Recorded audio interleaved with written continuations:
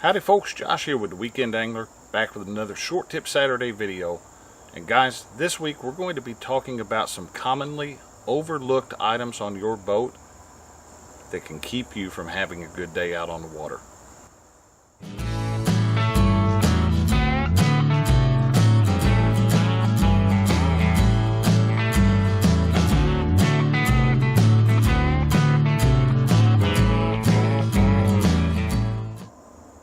Alright guys, before we get started, I'm going to give you just a little backstory on this video.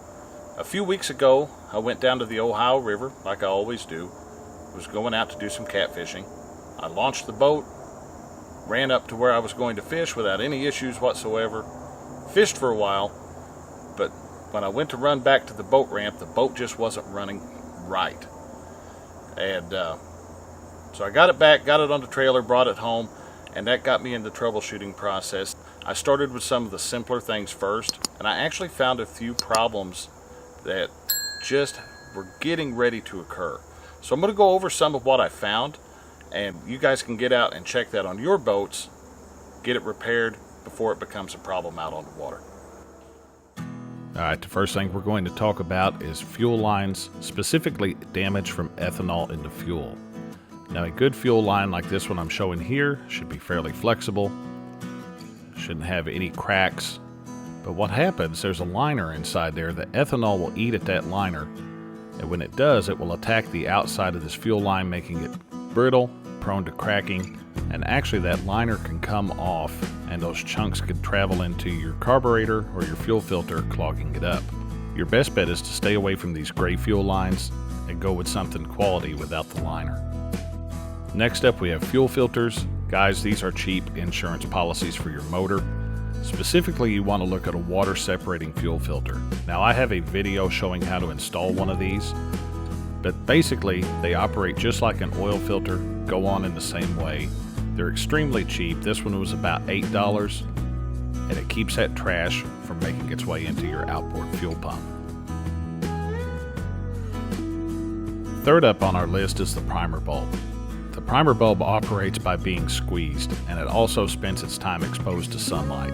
It doesn't take long for this thing to crack, so make sure you check it out. If you do end up replacing it, check out the arrow on it. It will show you the direction of fuel flow.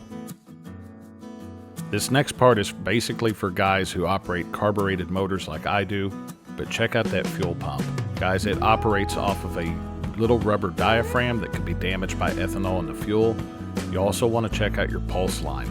This was the actual pulse line I pulled off my outboard the other day. It's cracked and it's going to make it hard to pump fuel. Last up on our list, we have spark plugs. Guys, these are easy to forget about. Change them every couple years, but periodically pull them, inspect them, and it will give you a good indication of how your motor is running. Look for signs of damage or fouling. This is a spark plug that I found when I was doing an inspection. The porcelain was ready to crack and actually broke on removal. Alright guys, well that's going to pretty much bring us to the end of this week's video. I hope it's helped you out. I hope it's given you some insight on some things that are often overlooked when it comes to boat maintenance. Just little stuff like that can make a big difference on whether your motor is going to run right or not. To finish up my story I started at the beginning, what ended up happening was the needle seat had actually unscrewed itself from the bowl in one of the carburetors on my boat here, and had risen up to the point that it was locking the float down, which was causing a flooding situation on cylinder number 6. I got that corrected, rebuilt the carburetor, took the boat out today. It's running great. We're back at it.